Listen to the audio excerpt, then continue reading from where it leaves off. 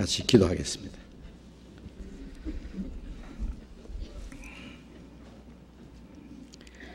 자비로우신 우리 아버지 하나님, 우리 영혼을 영원한 멸망에서 구원해 주시고 하나님의 거룩한 자녀로 삼아 주시고 영원한 하나님 나라에 들어갈 수 있는 영광스러운 소망을 주신 우리 아버지 하나님, 그 크고 놀라운 은혜를 인하여 감사와 찬송과 영광을 우리 아버지 하나님께만 돌립니다. 하나님께서 우리를 구원해 주신 것은 이 땅에 썩어지고 없어질 것을 주시기 함이 아니요 영원하고 영광스러운 하나님의 나라와 그 기업을 주시기 위함인 줄로 믿습니다.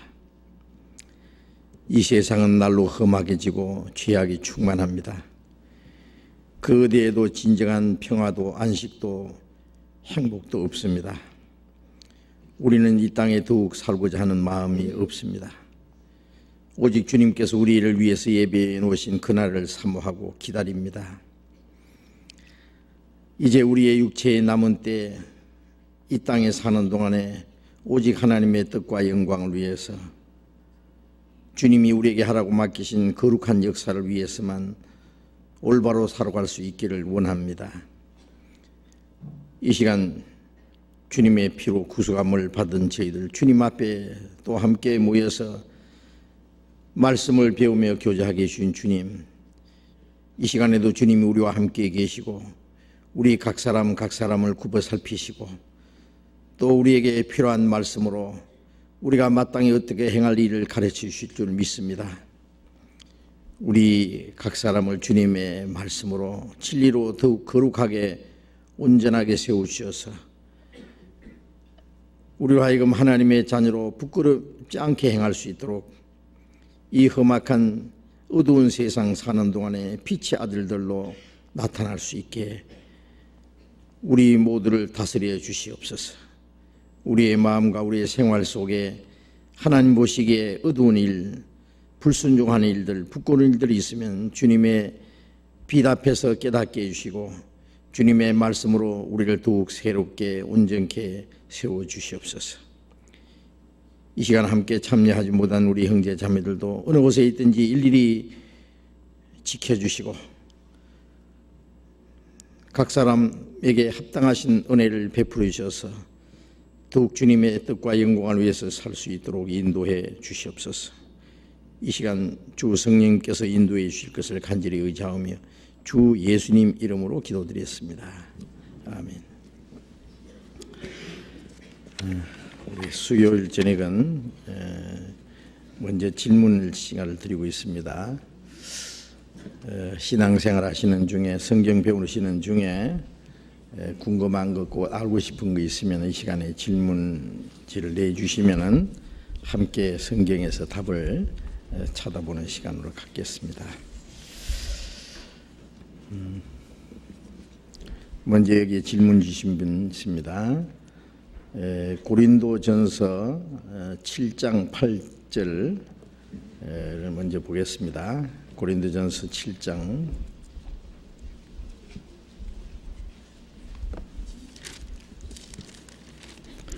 고린도전서 7장 8절 내가 혼인하지 아니한 자들과 및 과부들에게 이르노니 나와 같이 그냥 지내는 것이 좋으니라. 이 말씀을 보면은 사도 바울은 독신으로 지낸 것으로 생각됩니다. 그런데 에베소서 5장 31절에서 32절에 보면은 그리스도와 교회의 비밀을 결혼으로 비유하는데 사도 바울은 독신으로 지냈음에도 불구하고 그리스도와 교회의 비밀을 결혼에 비유하여 알고 있었을까요? 결혼하지 않은 노총각 형제의 질문. 끝이 재미있네. 결혼하지 않은 노총각이 질문한 거라 그러는데 바울 사도는 총각인지 호랍인지 모르지만은 혼자 사신 것만은 틀림없습니다.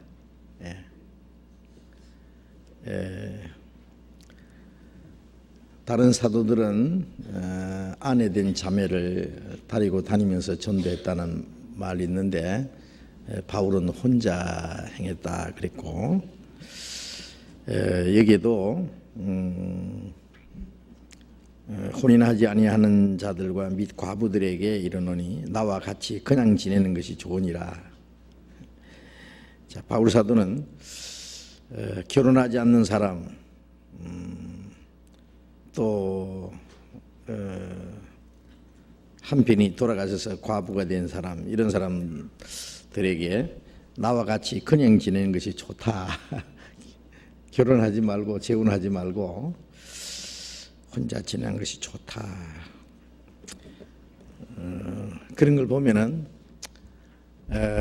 나와 같이라 그랬으니까 바울 사도는 혼자 사시는 것이 틀림없습니다. 그런데 이 질문 내용은 결혼 생활도 안 해본 분이 에베소서 5장에 예수님과 교회의 관계를 남편과 아내의 관계로 아주 자세히 표현해 놨거든요.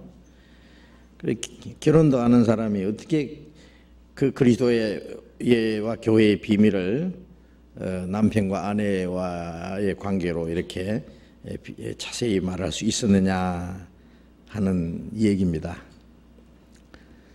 그런데 물론 바울 사도는 결혼을 안 했을 수도 있고 결혼 생활에 경험이 없는 사람일 수 있습니다. 그러나 그리스도와 교회의 그 관계, 그리스도는 남편이고 교회는 그의 아내라 그랬잖아요. 그 관계를 설명하는 데는 바울 사도의 어떤 개인적인 경험이나 어떤 지혜로 말하는 것이 아니거든요. 아시잖아요. 그리스도와 교회의 비밀뿐 아니라 이 바울 사도는 신약 성경 반 이상 14권을 기록했는데 그 모든 것이 바울의 어떤 지혜나 자기의 어떤 경험에 의해서 기록된 것이 결코 아니죠. 바울이 이 기록한 모든 말씀은 갈라디아서 1장에 말한 대로 사람에게 받은 것도 아니요 사람에게 배운 것도 아니요 오직 예수 그리스도로 말미암아 사도된 바울. 바울이 사도된 것도 누가 세워서 된 것이 아니고 주님이 직접 바울을 불러서 사도로 삼으셨고, 또 바울이 기록한 말씀도 사람에게 배운 것도 아니요 받은 것도 아니요 예수 그리스도의 계시로 된 것이다 그랬어요.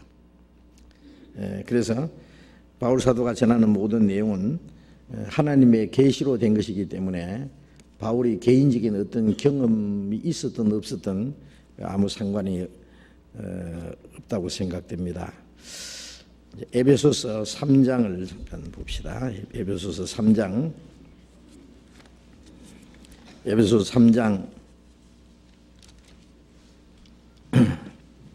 3절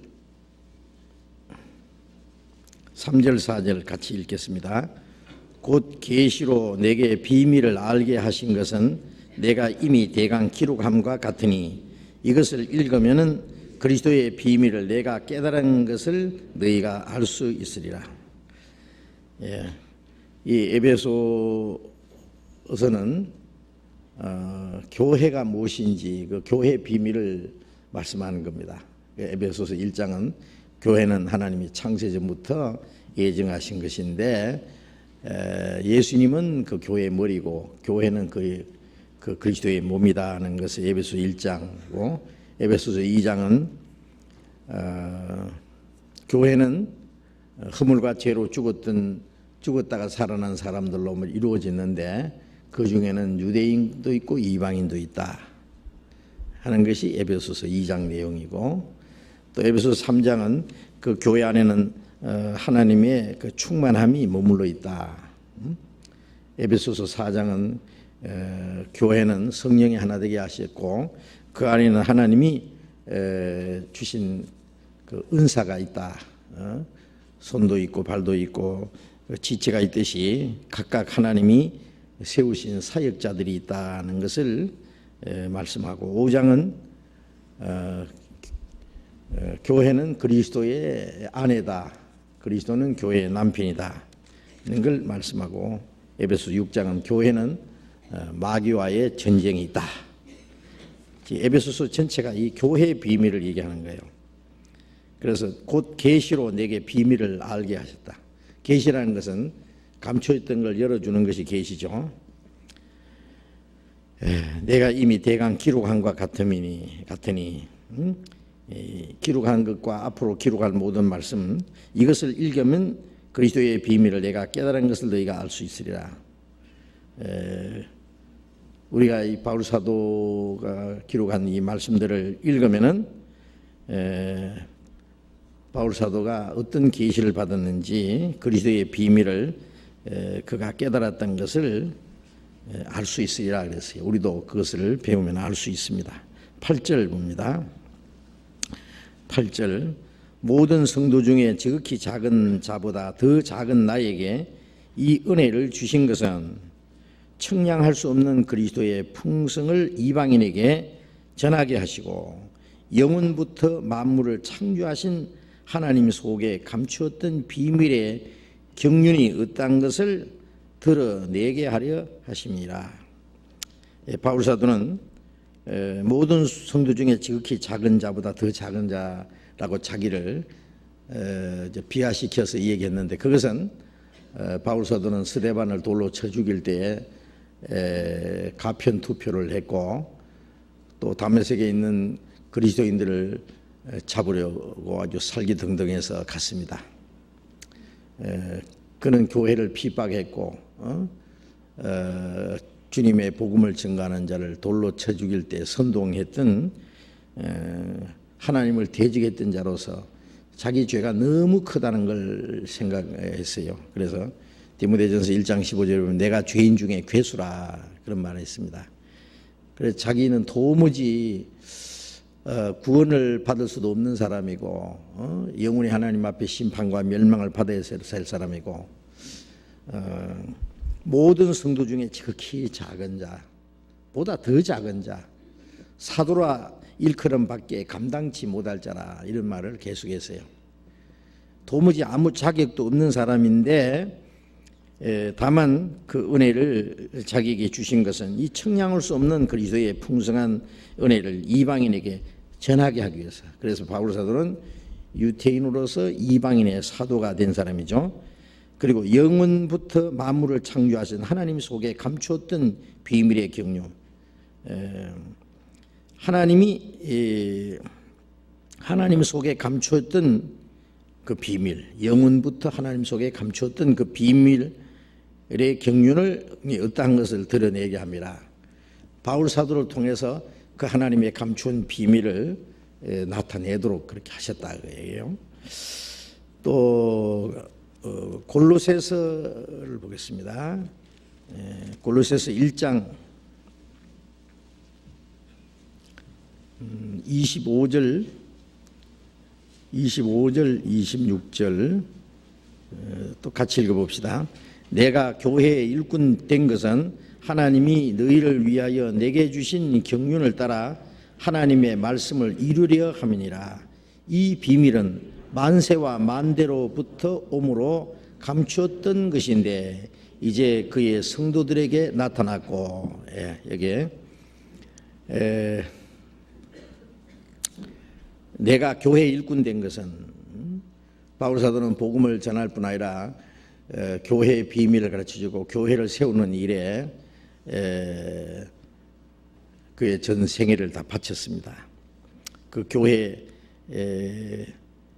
그래서 그리스도의 몸된 교회를 위하여 내 그 고난을, 그리스도의 남은 고난을 내 육체에 채운다고 24절에 얘기했는데, 하나님이 너희를 위하여 내게 주신 경륜, 너희를 위하여 내게 주신 경륜, 구원받은 성도들에게 교회의 비밀을 깨닫게 줌으로써 하나님의 그 경륜을 이루기 위해서 내게 주신 그 경륜을 따라 하나님의 말씀을 이루려 함이니라. 이 비밀은 그리스도에 대한 비밀, 또 그리스도의 몸된 교회에 대한 비밀들입니다. 이 비밀은 만세와 만대로부터 오므로 감추었던 것인데 이제 그의 성도들에게 나타났다. 하나님이 참 만세와 만대로부터 계속 감춰져 있던 것인데 예수 그리스도로 말미암아 나타났고, 또 구원받은 성도들이 그리스도의 몸된 교회, 그리스도의 신부로 이루어지는 그 교회를 통해서 그 비밀을 나타내 주셨다, 그런 뜻입니다. 그러니까 바울 사도가 전하는 모든 말씀뿐 아니라 이 성경에 기록된 말씀들은 이건 인간의 경험에서 난 것은 아니고 하나님의 계시로, 그 성령의 지혜로 기록한 것이 틀림없습니다. 욥기를 잠깐 한번 보겠습니다. 욥기 32장을 보겠습니다. 욥기 32장 7절부터 읽겠습니다. 욥기 32장 7절부터 내가 말하기를 날이 많은 자가 말을 낼 것이요 해가 오랜 자가 지혜를 가르칠 것이라 하였으나 사람의 속에는 심령이 있고 전능자의 기운이 사람에게 총명을 주시나니 대인이라고 지혜로운 것이 아니요 노인이라고 공의를 깨닫는 것이 아니라. 이제 욥이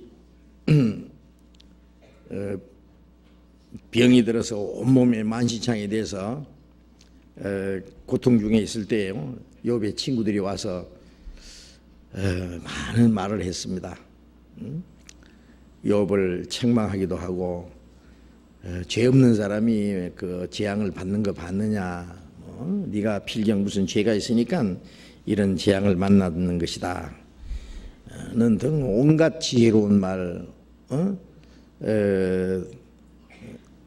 온갖 또 선한 말, 인간이 할 수 있는 온갖 것을 동원해서 말했지만은 그 모든 것이 욥에게는 아무런 도움이 되지 않아서 욥은 너희는 다 쓸데없는 의원이요 번뇌케 하는 아니자라.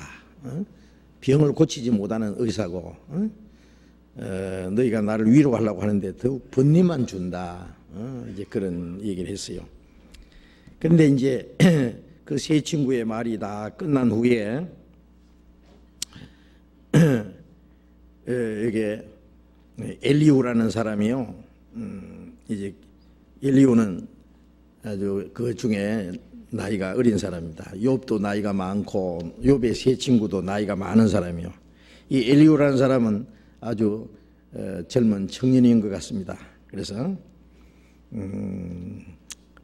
그 앞에 6절에 보면은 부서 사람 바라겔의 아들 엘리후가 발언하여 가로되 나는 연소하고 당신들은 연로함으로 참고 나의 의견을 감히 진술치 못하였노라. 그러니까 나는 연소하고 당신들은 연로하다. 그러니까 엘리후는 나이가 어린 사람이다 아직. 그래서 내가 말하지 않고 지금까지 기다렸다. 그런데 아무리 들어봐도 신통한 말이 안 나온다. 그래서 이제 내가 말하기를 날이 많은 자가 말을 낼 것이요 오래 산 사람이 뭐 지혜로운 말을 할 수 있고 해가 오랜 자가 지혜를 가르칠 것이라 하였으나, 그렇죠. 이 세상 지혜는 오랜 경험을 통해서 알 수 있는 것이 많습니다. 학문적으로 배워서 아는 것도 있지만은 오랜 경험을 통해서 터득한 지혜들이 많이 있거든요. 그래서 해가 오랜 자가 지혜를 가르칠 것이라 하였으나 사람의 속에는 심령이 있고 전능자의 기운이 사람에게 총명을 주시나니. 사람의 지혜 말고 사람의 경험으로 얻는 지혜 말고 사람 속에는 심령이 있다, 영이 있다. 영이 있기 때문에 하나님께서 성령으로 말미암아 전능자의 기운이라는 것은 하나님의 그 영감입니다. 그 전능하신 하나님의 성령은 하나님의 깊은 것을 통달한다는 말씀처럼 사람에게 총명을 주신다. 어떤 깨달음을 주신다 그 말이에요. 하나님의 뜻을 깨닫게 하신다. 그래서 대인이라고 지혜로운 자가 아니요 노인이라고 공의를 깨닫는 것이 아니라 이 세상에서 위대한 사람이라고 해서 지혜로운 사람이 아니고 오래 살아온 사람이라고 해서 공의를 깨닫는 것이 아니다. 오히려 그보다는 하나님의 성령으로 말미암아 가르침을 받은 사람, 그 사람이 참 지혜가 있는 것이다. 그런 것을 여기 말하고 있습니다. 이게 이제 우리도 이 말씀이 아주 동감합니다. 고린도전서 2장에 보면은 이 세상이 자기 지혜로 하나님을 알지 못하는 거로 전도에 미련한 것으로 믿는 자를 구원케 하시기를 기뻐하셨다 그런 말씀이 있습니다. 이 세상의 지혜는 하나님 앞에 미련한 것이다. 네. 그래서 하나님의 미련한 것이 사람의 지혜로운 것보다 낫다. 이제 하나님에게 무슨 미련한 것이 있겠어요? 하나님에게 있는 가장 작은 지혜가 이 세상의 가장 큰 지혜보다 낫다. 이렇게 이제 비교를 한 겁니다. 그렇기 때문에 예를 들면 이 세상 온갖 책을 다 읽은 사람이 있다고 합시다.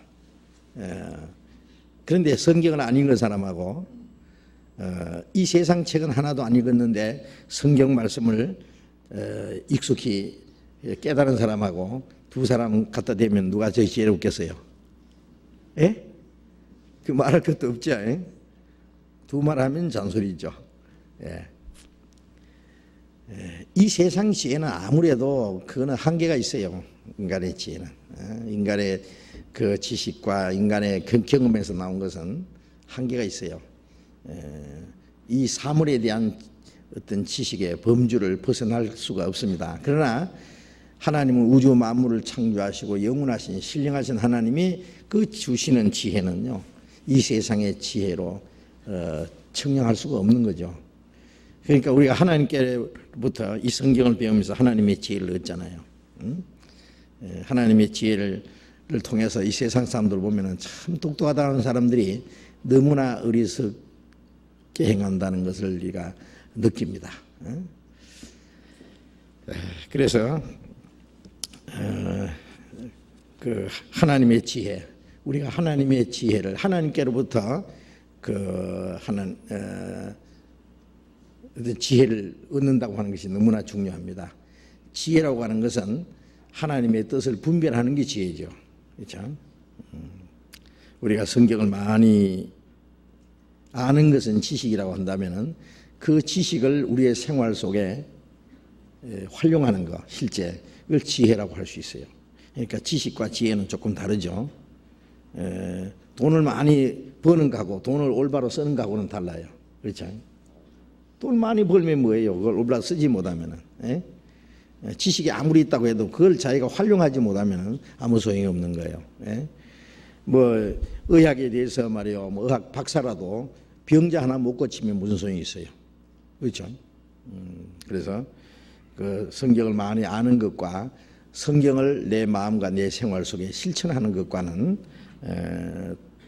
다른 겁니다. 시편 119편 보겠습니다. 시편 119편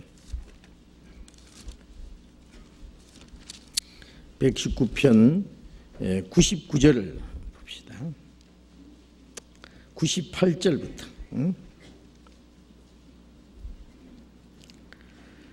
98절부터 100절까지 같이 읽어봅시다.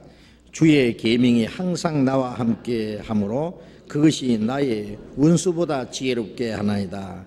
내가 주의 증거를 묵상함으로 나의 명철함이 나의 모든 스승보다 성하며 주의 법도를 지킴으로 나의 명철함이 노인보다 성하니이다. 주의 계명이 항상 나와 함께하므로, 주의 계명이란 말씀입니다. 그것이 나로 원수보다 지혜롭게 하나이다. 우리는 원수보다 더 지혜로워야죠. 원수가 누구예요? 마귀죠. 마귀가 온갖 지혜를 가지고 우리를 넘어뜨리려고 하지만은 우리는 원수보다 더 지혜로운 하나님의 지혜를 가지고 있으면은 원수 그 마귀의 그 속임에 넘어가지 않을 수 있어요. 세상에 우리를 대적하는 많은 사람들이 있지만은 우리가 하나님의 말씀을 가까이 하면은 우리를 대적하는 모든 사람보다 더 지혜로울 수가 있습니다. 내가 주의 증거를 묵상함으로 나의 명철함이 나의 모든 스승보다 승하나이다. 나의 모든 스승이라는 건 이 세상의 선생들보다도 더 낫다 그 말이에요. 주님의 증거를 묵상함으로 우리가 하나님의 말씀을 깊이 상고하고 그 말씀을 깨닫고 있을 때 이 세상의 모든 스승보다도 우리의 지혜가 더 나올 수 있다. 그렇죠. 우리가 과거에 스승으로 모신 분들, 이 세상의 스승은요, 이 세상의 어떤 지식, 어떤 그 사물에 대한 지식, 그 이상의 것을 가르치지 못해요. 생명의 근원이 무엇인지, 영원한 생명과 소망이 무엇인지, 진정한 평안과 행복이 무엇인지 그런 것도 모르잖아요. 나의 주의 법도를 지킴으로 나의 명철함이 노인보다 성하니이다. 우리가 주님의 말씀을 지킬 때요, 주님의 말씀을 배우고 그 말씀을 항상 상고하고 그 말씀을 생각하고 그 말씀을 지켜야 돼요. 지키면은 하나님이 더 많은 지혜를 주십니다. 그런데 아는 말씀도 순종하지 않으면은 있는 것도 뺏어가요. 제가 가끔 어떤 사람이요, 이렇게 이제 질문을 하는데 보면은 아주 엉뚱한 질문을 하는 게 있어요. 이제 그분은 구원받은 지가 꽤 오래됐는데 그동안 많은 걸 배웠어요. 많은 것을 이제 알고 있다고 생각되는데 성경에 말한 대로 때가 오래므로 이제 마땅히 선생이 될 만한데 도의 초보를 다시 누구에게 배워야 할지니라는 말씀처럼 묻는 것이 너무나 이제 좀 유치스러운 그런 질문하는 걸 들어요. 왜 그러냐면 그럼 좀 내심 놀랍니다. 왜냐면 그동안에 그렇게 많이 배웠는데 아직 저것도 못 깨닫고 있나 그런 생각을 하는 거 보면 왜 그러냐면은 그 이유가 뭐냐면은 순종하지 않기 때문에 있는 말씀도 다 잊어버려요. 다 없어져 버려요. 없는 자는 있는 것까지 뺏긴다 그러잖아요. 있는 자는 더 주고 없는 자는 있는 것도 뺏어간다. 순종하는 사람에게는 자꾸 더 새로운 것, 더 깊은 것, 더 높은 것, 더 신령한 걸 하나님께서 깨닫게 주시는데 아는 것도 순종하지 않으면 있는 것도 없어져 버려요. 아는 것도 사라져 버려요. 그래서 주의 법도를 지킴으로 나의 명철함이 노인보다 더 성하니이다. 원수보다도 성하고 모든 스승보다도 더 성하고 하나님의 지혜를 이렇게 갖게 된다 그겁니다. 그러니까 구약시대 그 요셉 하나님의 지혜를 가지고요 그 왕을 가르치고 그 나라를 다스렸잖아요. 다니엘이 어때요? 다니엘은 하나님의 그 깊은 비밀을 하나님께서 가르쳐 줬잖아요. 바벨론 왕이 다니엘 앞에 경배를 했습니다. 다니엘에게 주신 하나님의 지혜를 보고 그 하나님의 지혜, 지금도 하나님은 자기 말씀을 순종하는 자에게 지혜를 주셔요. 우리가 하나님의 지혜를 얻는다는 것은 참 너무나 중요합니다. 또 다른 질문 하나 있는데 디모데전서 2장 15절 보겠습니다. 디모데전서 2장 15절 디모데전서 2장 15절 그러나 여자들이 만일 정결로서 믿음과 사랑과 거룩함에 거하면 그 해산함으로 구원을 얻으리라. 이 말씀이 궁금합니다. 그리고 여러 가지 책을 읽어보았는데 확실한 답을 알고 싶습니다 하는 질문인데요. 이 말씀이 얼른 보면 좀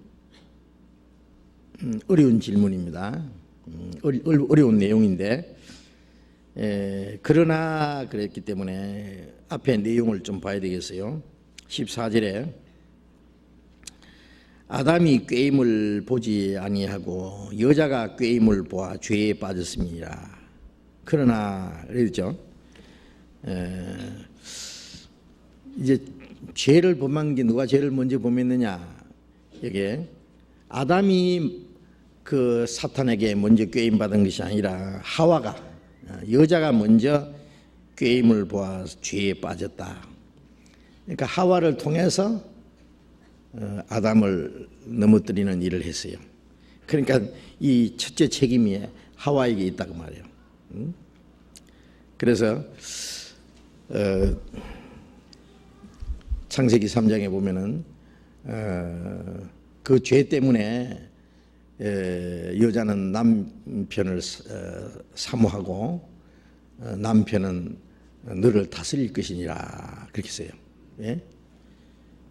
그리고 여기에도 디모데전서 2장 11절에도 여자는 1절 순종함으로 종용히 배우라. 여자의 가르치는 것과 남자를 주관하는 것이 허락지 아니하노니 오직 종용할지니라. 예? 여자는 1절 순종함으로 종용히 배우라. 이 종용하란 말이 자꾸 나와요. 예? 아주 잠잠하게 1절 순종함으로 종용히 배우라. 여자의 가르치는 것과 남자를 주관하는 것이 허락지 아니하노니. 그러니까 교회에서 여자가 가르치는 것은 허락지 않습니다. 그러니까 교회에서 여자가 목사가 된다든지 또 다스리는 것 허락지 않으니까 장로가 다스리는 것, 여자 장로도 될 수가 없어요. 그런데 어떤 교회는 여자 장로도 있고 목사도 있고 그런데요. 그건 잘못된 거예요. 다스리는 일도 못하고 가르치는 일도 못해요. 그 위치가 있어요. 아무리 여자가 똑똑한 사람이 있어도 교회에서 가르치는 일을 할 수 없어요. 하나님의 법칙이에요. 그 이유는 그래서 여자의 가르침과 남자를 주관하는 것을 허락지 아니하노니 오직 종용할지니라. 이는 아담이 먼저 지음을 받고 이와가 그 후며 아담이 꾀임을 보지 아니하고 여자가 꾀임을 보아 죄에 빠졌습니다. 그 이유를 얘기해요. 왜 그렇게 해야 되느냐? 여자가 먼저 죄를 지었기 때문에. 여자가 먼저 전과자라 그 말이에요. 그러니까 근데 이 말씀 보면 좀 기분이 안 좋아요. 그렇죠? 여자분들은 별로 지금 기분이 안 좋은데 그래서 어떤 사람은 그래요. 아이고 바울 사도는 결혼을 안 했어요. 그런지 하여튼 여자 사정을 너무 모르고 여자를 막 무시한다고. 근데요, 그 믿음을 칭찬할 때는 남자들 저리 밀어놓고 여자들부터 딱 먼저 칭찬한 내용이 나옵니다. 다른 사람 믿음을 칭찬할 때는 여자를 더 많이 칭찬한 것이 성경에 나와요. 죄도 먼저 지었지만 구원도 먼저 받아요. 예수님 시대에 예수님을 따르면서 섬겼던 사람들은 남자들이 아니었어요. 남자는 아무도 없었어요. 예수님과 12 제자들이 다니면서 전도할 때 그 많은 여자들이 따르면서 자기들의 소유로 죄를 섬기더라. 그리고 그들이 십자가 밑에까지 따라갔어요. 제자들은 다 뿔뿔이 흩어지고 사도 요한만 십자가 밑에 있고 나머지 제자들은 다 도망가고 그런데 그 여자들은 십자가 밑에까지 따라다니고 그리고 그 예수님 무덤에까지 찾아왔잖아요. 새벽에. 제자들은 한 사람도 안 찾아왔죠. 나중에 그 여자들 말 듣고 따라왔지. 그 남자들을 보면 뭐 했는지 몰라. 하여튼, 좀 그거 보면 좀 부끄러워요. 남자가. 그래서 죄도 먼저 지었지만은 구원도 먼저 받고 하나님의 은혜도 더 많이 받아요. 그래서 교회에는 가면은 여자가 많고 그 구치소에 가면 남자가 많고 천국에는 여자가 훨씬 더 많이 가요. 우리 교회도 보면은 형제들이 3분의 1 자매들이 3분의 2 그 비율로 돼 있어요. 그렇죠? 그러니까 여자로 태어나는 것이 훨씬 구원받을 확률이 많습니다. 그렇죠? 그래요, 안 그래요? 그러니까 자매들은 절대 아이고 내가 남자로 태어났으면 내가 큰 소리 칠 텐데 여자로 태어난 죄 때문에 찍소리도 못하게 생겼네. 이제 그런데 그보다는 구원받았다는 그 사실이 여자이기 때문에 구원받을 확률이 배나 많은 거예요. 배나. 남자는 구원받을 확률이 훨씬 적어요. 가능성이. 그것도 좀 감사해야 돼요. 그것도. 천국에는 여자가 더 많이 갑니다. 지옥은 남자가 더 많이 갈 거고. 이제 그래서라도 위로 받아야지 어떻게 해요. 그리고 근데 여기 이제 내용을 얘기해야 되는데, 그러나 여자들이 만일 정절로서 믿음과 사랑과 거룩함에 거하면은, 그런데 이제 구원을 받은 여자들입니다. 여기는 그 영혼이 구원받은 여자들은, 자매들은 이제 정절로서 그 신앙의 정절을 지키는 거죠. 믿음과 사랑과 거룩함에 거하면은 항상 주님을 의지하는 믿음, 말씀 안에서 살고, 그 다음에 주님의 사랑에 끌려서 살고, 사랑을 따라서 행하고, 거룩함이라는 건 깨끗하게 자기를 지키는 거죠. 죄에 빠지지 않고. 그렇게 하면은 됐다 그러면 되겠는데, 그 해산함으로 구원을 얻으리라 그랬거든요. 왜 꽁지가 붙었어요 이게? 해산 애 낳는 게 해산이잖아요. 그럼 해산 안 하는 사람은 구원 못 받는단 말이에요? 여기 말하는 그 구원이라는 것은 우리 영혼 구원을 말하는 게 아닙니다. 영혼 구원을 말하는 게 아니에요. 여기 성경에 구원이라는 말이 여러 가지 나와 있어요. 이제 우리의 마음이 점점 변하는 그 성품 구원, 하나님의 뜻대로 살아가는 생활 구원, 또 어려운 가운데서 건짐 받는 것도 구원이라는 말로 돼 있어요. 아주 위험한 가운데서 건짐 받는 것도, 우리 육신적으로 위험한 가운데서 건짐 받는 것도 그걸 구원이라고 표현했어요. 여기서 말하는 구원은 무슨 구원이냐면은, 여자가 죄가 있는데 먼저 죄를 지은 거 하와 때문에 죄인, 아담의 죄가 유전되는 것처럼 하와 죄는 여자들에게 특별히 유전되는 그 책임이 있는데, 그것은 구원을 우리가 영혼 구원받고 이제 신앙생활을 올바로 하고 믿음과 사랑과 거룩함에 거하면은 다만 해산하는 고통만 받으면 된다 그거예요. 결혼 안 한 사람 해산 고통 받을 필요 없죠. 해산하는 그 수고는 면제될 수 없다 그 말이에요.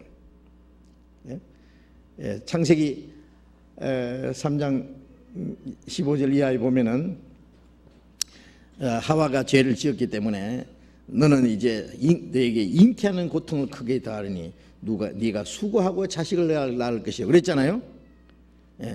그러니까 잉태하는 고통, 그 다음에 해산하는 수고, 그것은 면제될 수 없다 그 뜻이에요. 구원받은 이후에 신앙생활을 올바로 하면은 이제 더 이상의 여자로서의 징계는 없다. 오직 한 가지 있는데 해산하는 수고다. 해산하는 수고만 하면은 여자로서의 모든 징계에서는 면제된다. 그런 뜻입니다. 이게 여기 여자로서의 받을 징계에서 면제되는 걸 구원이라고 하는 거예요. 그 해산하는 수고, 그것은 피할 수가 없다. 구원받은 사람이라도 해산하는 수고는 해야 되죠. 그렇죠? 그거는 창세기 3장에 하와가 먼저 죄를 지었기 때문에 받는 거라고 생각하면 돼요. 그러니까 이제 애 낳을 때 하와 너 때문이야 그래요. 너 때문이야 그러면서 이제 소리 질러도 괜찮을 거예요. 이해되세요? 또 어떤 사람은 다음에 또 묻는다고 똑같은 것도. 시편 129편 다른 질문입니다. 시편 129편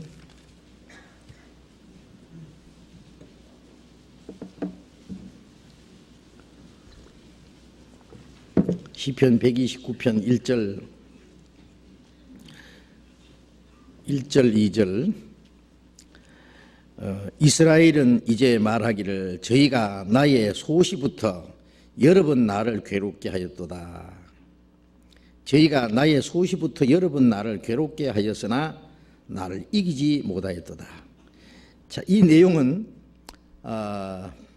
이스라엘은 이제 말하기를, 이스라엘은 이스라엘 민족을 통칭하는 말입니다. 이스라엘 백성은 이제 말하기를, 저희가, 여기 저희라는 것은 이스라엘 아닌 다른 민족을 말해요. 이방인이요. 예? 주변에 있는 여러 나라들입니다. 저희가 나의 소시부터 여러 번 나를 괴롭게 했다. 여기서 나의 소시라는 것은 어떤 개인을 말하는 것이 아니라 이스라엘의 처음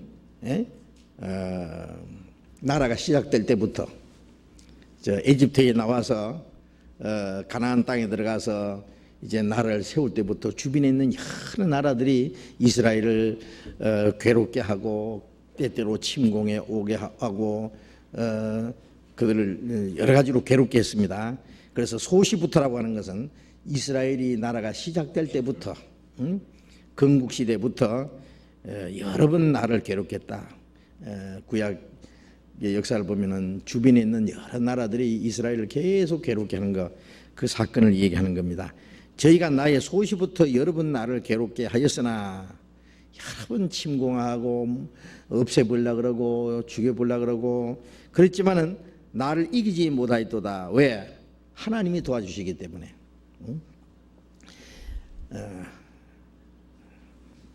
그래서 다윗은 우리를 저에게 주어 씹히지 않게 하신 하나님께 감사하리로다.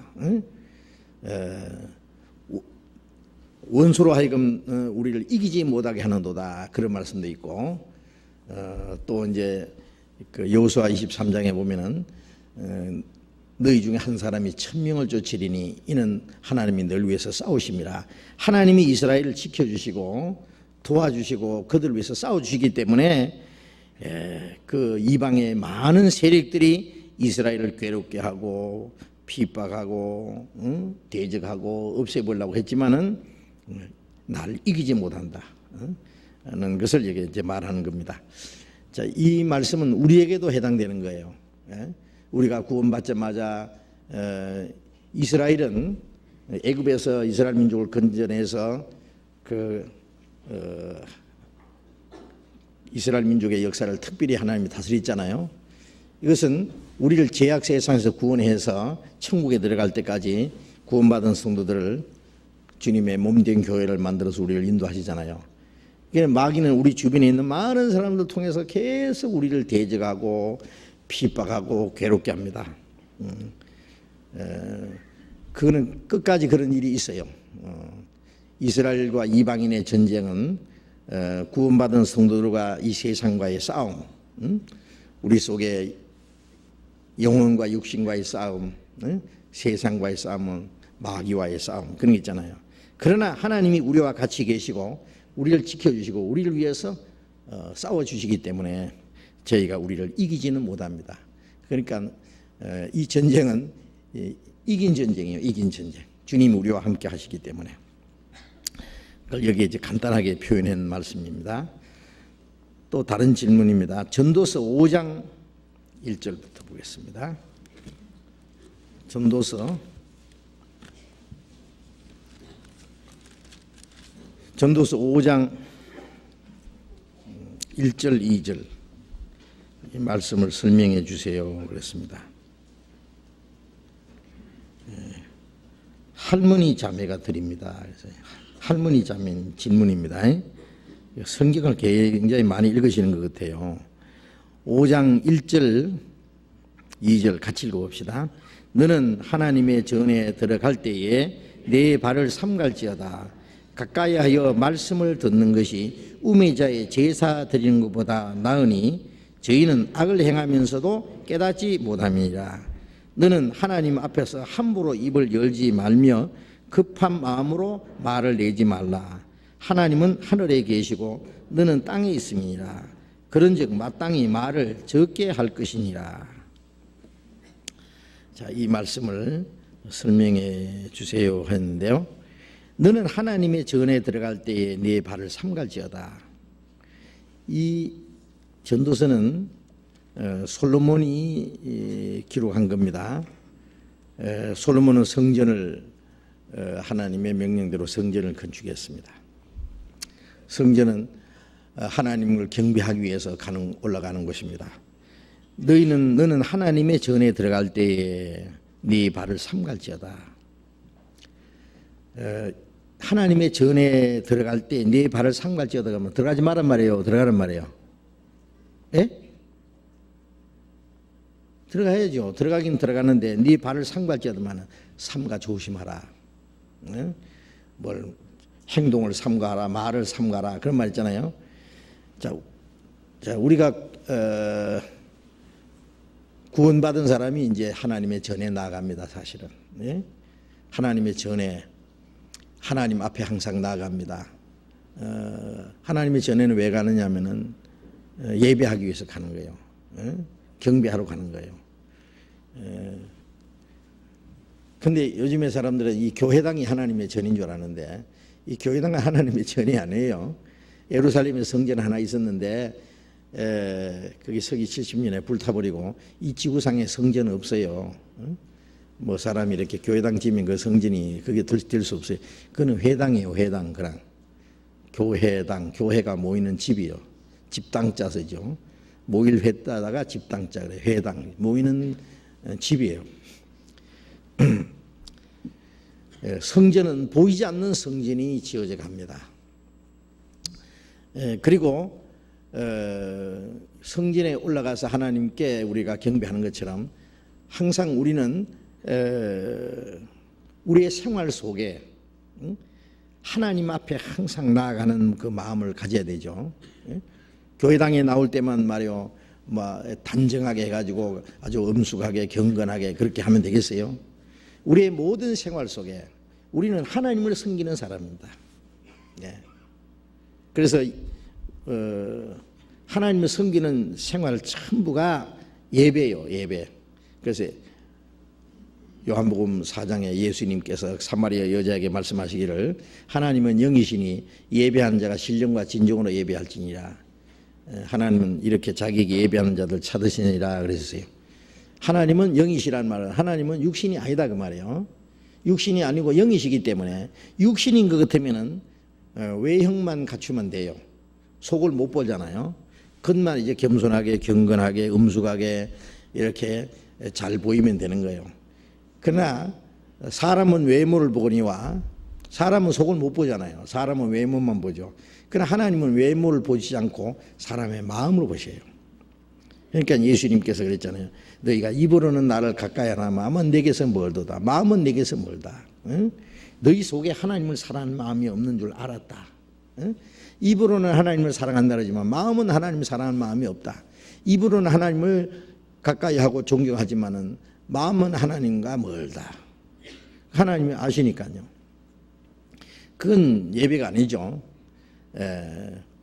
그래서 하나님은 영이시기 때문에 예배하는 자가 신령과 진정으로 예배할지니라. 신령과 진정은 성령과 진리입니다. 구원받은 이후에 성령이 오시면은 그 성령으로 하나님의 말씀을 깨닫고 말씀을 따라서 살아가는 생활, 그게 성령과 진리, 신령과 진정이에요. 성령이 오셔서 우리가 진리 가운데로 살아가는 생활, 하나님의 말씀을 순종하는 생활 전부가 예배입니다. 예배. 하나님은 그 예배하는 사람을 찾으신다 그랬죠.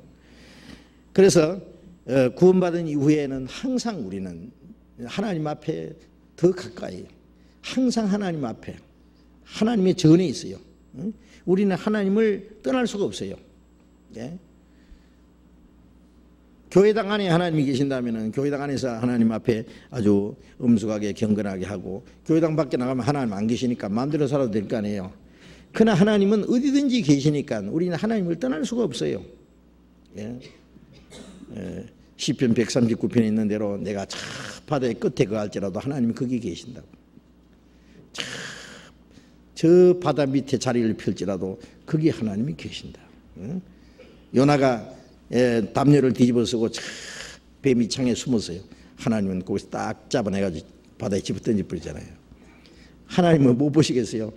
멀리서도 내 마음을 아시고 내 안고 섬을 아시고 내 모든 생각을 통촉하신다. 하나님을 떠나서 어디 숨을 데가 없어요. 그러니까 어디든지 하나님이 계시고 어디든지 하나님 앞에요. 하나님 전이에요, 거기가. 그래서 그 야곱이 형 에서가 죽이려니까 외삼촌 집으로 이제 도망가잖아요. 가다가 이제 그 빈 들판에서 하룻밤 자는데 그 바람 받던 그 광야에서요 돌베개를 베고 눈물을 뚝뚝 흘리면서 저녁을 먹었는지 안 먹었는지 모르겠어요. 하늘의 별 반짝반짝하는 펴고 멀리서 늑대 소리도 들리고 엄마 생각도 나고 아이고 내 팔자야 어떻게 살고 그런 생각 이 생각 저 생각하다가 눈이 서르르 감겨서 잠이 들었어요. 갑자기 하늘이 열리더니 사닥다리가 내려왔어요. 천사들이 오르락 내리락. 그러면서 그 위에서 야곱아 내가 너와 함께하며 너를 떠나지 아니하리라. 어디로 가든지 너와 함께하고 너를 도와주리라. 그리고 다시 이곳으로 돌아오게 하리라 그러잖아요. 야곱이 뻘떡 일어났습니다. 그때 야곱이 한 말이 뭐예요? 두렵도다 이것이요 하나님의 문이요 하나님의 전이로다. 여기가 하나님의 문이고 하나님의 전이다 그예요. 예? 하나님이 거기 계신 줄을 몰랐는데 하나님이 여기 계신다. 그러니까 두렵다 그랬죠. 예, 어디에 있든지 하나님이 거기에 계셔요. 내가 외로울 때도 내가 쓸쓸할 때에도 어려울 때에도 내가 하나님이 없다고 생각할 때도 하나님이 거기에 계셔요. 그래서 우리는 항상 하나님의 전에 들어가는 사람처럼 하나님의 전에 들어가서 하나님께 예배하는 그런 마음을 가지고 살아야 된다 그 말이에요. 여기에 네 발을 삼갈지어다 그러면 삼가 조심하라. 네 모든 행동을 삼가 조심하라 그런 뜻이에요. 예? 우리가 항상 하나님 앞에 하나님을 섬기고 하나님 앞에서 하나님께 예배하고 하나님을 경배한다고 생각하면은 우리의 말과 우리의 행동을 삼가 조심할 수밖에 없습니다. 아무렇게나 행동할 수 없죠. 그렇지 않겠어요? 그러니까 네가 하나님의 전에 들어가서 하나님께 예배를 할 때에 모든 것을 삼갈지어다. 삼가 조심하라고 말해요. 네. 로마서 12장 1절에 2절에 보면은 내가 하나님의 모든 자비하심으로 너희를 권하느니 너희 몸을 하나님이 기뻐하시는 거룩한 산 제사로 드리라. 이는 너희들 영적 예배니라. 하나님의 모든 자비하심으로 권한다는 말씀은 하나님의 자비하심을 입었거들랑 내 말 좀 들어라. 구원받았거들랑 내 말 들어라. 이제 구원받았으면은 이 너희 몸이 너 것이 아니라 하나님의 것이기 때문에 값으로 산 것이기 때문에 이 몸으로 하나님이 기뻐하시는 거룩한 산 제사도 드리라. 응? 먹든지 마시든지 무엇을 하든지 하나님의 영광을 위해서 하나님을 기쁘시게 하는 생활 그 전부가 하나님께 산 제사로 드리는 거예요. 이것이 너희들 영적 예배니라. 우리 몸을 가지고 하나님을 기쁘시게 하는 그 모든 생활이 산 제사고 영적 예배예요. 제사란 말이나 예배란 말이나 같은 말이에요. 예? 영어로 말하면 서비스. 서브한다 그러잖아요. 예? 우리가 이제 손님을 모셔놓고 손님을 기쁘게 하기 위해서 이렇게 아주 맛있는 거 갖다 드리고 편안하게 해드리고 하잖아요. 우리가 주님을 모시고 주님께 서브하는 거예요. 그게 제사하는 것이고 예배하는 것이고 그게 봉사하는 것이에요. 예? 봉사란 말이나 예배란 말이나 제사 같은 겁니다. 응? 우리가 직장에 가서 그리스도인으로서 합당하게 살아가는 생활 그것도 예배예요. 응? 우리의 말 하나 행동 하나 전부가 하나님 뜻대로 행하는 게 전부 예배예요. 예? 가정에서 사는 모든 것도 아내로서 남편으로서 자녀로서 살아가는 것 모든 학교에 가서 학생이지만은 나는 그리스도인이라는 그 확신을 가지고 올바로 행동하는 그것도 하나님이 보실 때 기뻐하시는 거예요. 그것도 예배예요. 예? 물론 교회당에 와서 각 사람이 주님을 섬기기 위해서 여러 가지 일하잖아요. 그게 전부 산제사고 영적 예배입니다. 예, 그게 예배지. 예? 찬송 부르고 기도하고 경건하게 엄숙하게 예배 시작합시다. 예배 마칩시다. 그런 예배가 성경에 어디 있냐? 있으면 가져오세요. 예. 가져오세요. 예. 가져오면 어떻게 할 거예요, 그러면? 예? 가지면 있으면 하여튼 없는 건 못 주지만 내 있는 거 다 드릴게. 목숨까지 다 바쳐줄게요. 없어요, 없어. 그런 예배는 성경에 없어요. 특허도 없이 누가 발명해내가지고요. 그 예배 시작합시다. 예배 마칩시다. 그런 건 없다니까요. 그건 대용품이요, 대용품. 진짜 예배. 속임수요, 거짓이요. 예배는 구원받은 그날부터 주님 앞에 간 날까지 천국 가서도 그 예배는 계속돼요. 하나님의 뜻대로 사는 생활. 그러니까 산제사로 드리라. 이게 너희들 영적 예배이다. 너희는 이 세대를 본받지 말고 오직 마음을 새롭게 함으로 변화를 받아. 구원받은 사람은 이제 이 세상에 악하고 음란한 세상을 본받지 않고, 본받는다는 건 리폼한다, 따라간다, 닮아간다 그 말이에요. 구원받은 사람은 세상을 닮아가면 안 되죠. 세상의 사치나 허영이나 세상의 죄를 닮아가면 안 돼요. 우리는 이 세대를 본받지 말고 누구를 본받아야 돼요? 이제 주님을 본받아야 돼요. 마음을 새롭게 함으로 변화를 받아. 우리 마음이 이제 점점 변화돼야 돼요. 이제 지옥 갈 사람이 지옥 갈 사람으로 점점 마귀처럼 닮아갔는데 우리는 이제 거기서 건져받았으니 이제 우리를 천국을 해서 나가요. 이제 하나님 아버지를 닮고 예수님을 닮고 천국에 들어갈 사람으로서 점점 자격을 갖춰야 되잖아요. 그러니까 마음을 새롭게 함으로 변화를 받아 하나님의 선하시고 기뻐하시고 온전하신 뜻이 무엇인지 분별하도록 하라. 우리가 성경을 계속 배우면서 하나님의 선하게 여기고 기뻐하시고 온전하신 뜻이 무엇인지 그걸 분별하고 그 뜻대로 살아가는 생활 전부가 예배다 그예요. 그게 예배예요. 진짜 예배예요. 예? 그러니까 하나님의 전에 들어갈 때에 네 발을 상갈지어다. 쉽게 말하면 경거망동하지 마라 그 말이에요. 하나님 앞에서. 우리는 항상 하나님 앞에 있다는 거 잊지 말아야 됩니다. 가까이 하여 말씀을 듣는 것이 우매자의 제사 드리는 것보다 나으니 가까이 하여 말씀을 듣는 것, 하나님을 가까이 해서 말씀을 듣는 것. 자, 그래서 하나님이 제일 기뻐하는 거 뭐야? 말씀 듣는 거잖아요. 자, 우리가 말씀을 배우는 거. 예. 그래서 우리가 말씀 배우는 것도 그것도 예배 중에 하나입니다. 왜? 하나님이 기뻐하시는 거니까. 우리가 말씀 배우는 걸 열심히 배우는 거 하나님 너무 좋아하세요. 저는 구원을 받았을 뿐 아니라 구원받은 사람이 성경을 열심히 배우는 거 보면 그렇게 아름답고 너무나 귀하고 참 감사하게 그져요. 말씀을 열심히 배운다는 건 너무 아름답잖아요. 말씀 배울 때 보면은 시간 가는 줄 모르고 열심히 배우는 걸 보면은요. 신앙은 구원받을 때도 말씀을 열심히 아주 간절한 마음으로 말씀을 사모하고 말씀을 듣고 그래서 구원을 받았잖아요. 구원받은 후에 우리의 마음이 변하고 생활이 변하고 우리가 주님 뜻대로 살면은 우리가 배워야 될 말씀이 너무 많아요.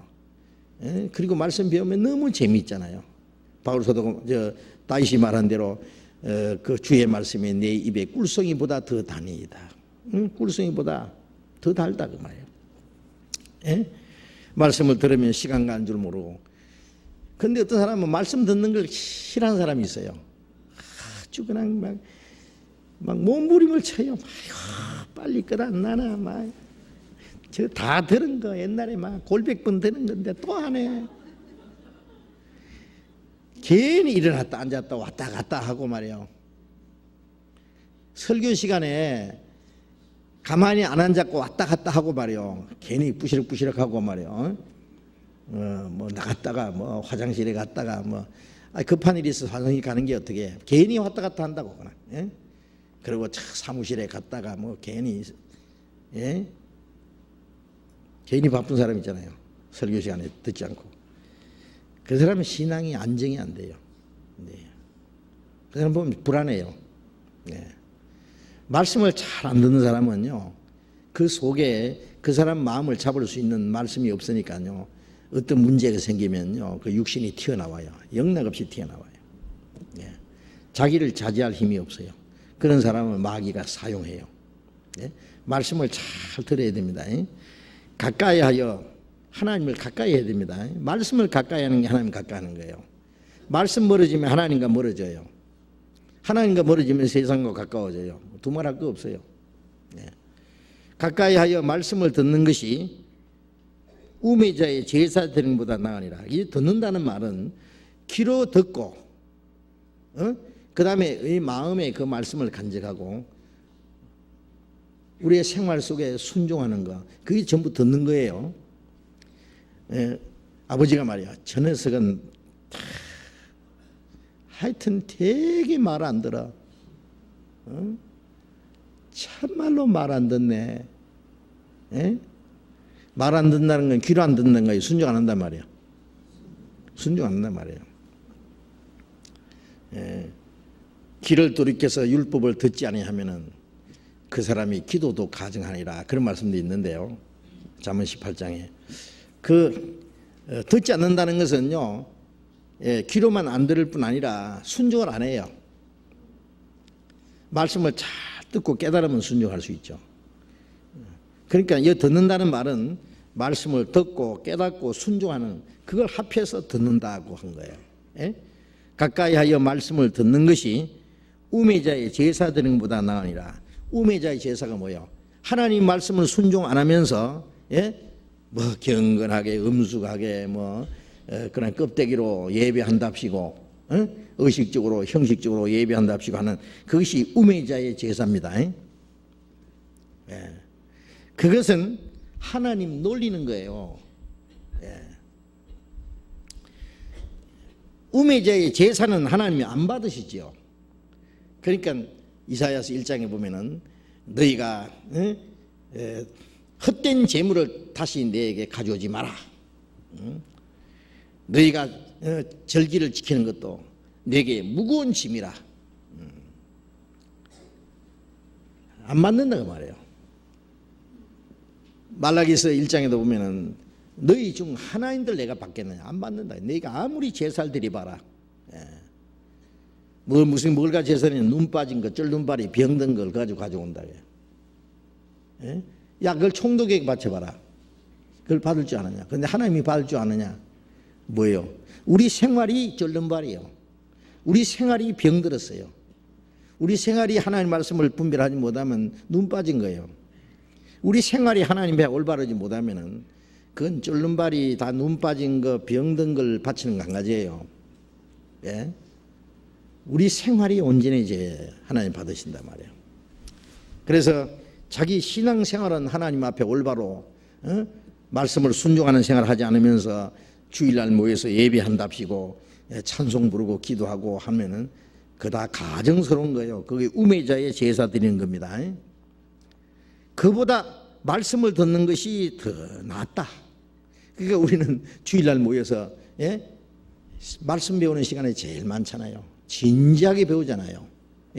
왜? 그게 예배고, 그게 하나님이 기뻐하시고, 말씀을 잘 들어야 진짜 예배하는 생활을 할 수 있어요.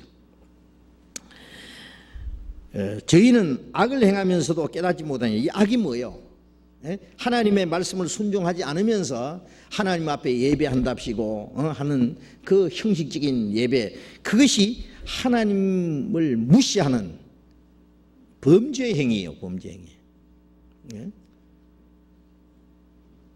평소에는 하나님과 전혀 관계없이 지 마음대로 살고 죄짓고 욕심 부르고 싸우고 다투고 미워하고 그러면서 주일만만 이제 옷 깨끗이 갈아입고요, 아주 얌전하게 경건하게 하나님 앞에 모여서 예배하고 찬송하면요, 그런 다음에 하나님 뭐예요? 야, 내가 우상단지인 줄 아느냐 그럴 거예요. 응? 내가 귀신인 줄 아느냐. 그거는 완전히 하나님을 모독하는 행위입니다. 그거는. 그게 아주 죄입니다. 죄. 그런데 그걸 악을 행하면서도 깨닫지 못함이니라. 그걸 깨닫지 못해요. 그래서 하나님이 성리는 줄 알아요. 응? 2절에 너는 하나님 앞에서 함부로 입을 열지 말며, 하나님 앞에서 함부로 입을 열지 말며 급한 마음으로 말을 내지 마라. 자, 우리가 이제 하나님 앞에 입을 여는데 어떻게 해요? 예? 찬송하는 것도 입 여는 거고 기도하는 것도 입 여는 거죠. 그런데 그 찬송가 말이요, 집에서요, 여러분 유명한 시집을요 그 읽으려고 할 그거 없어요.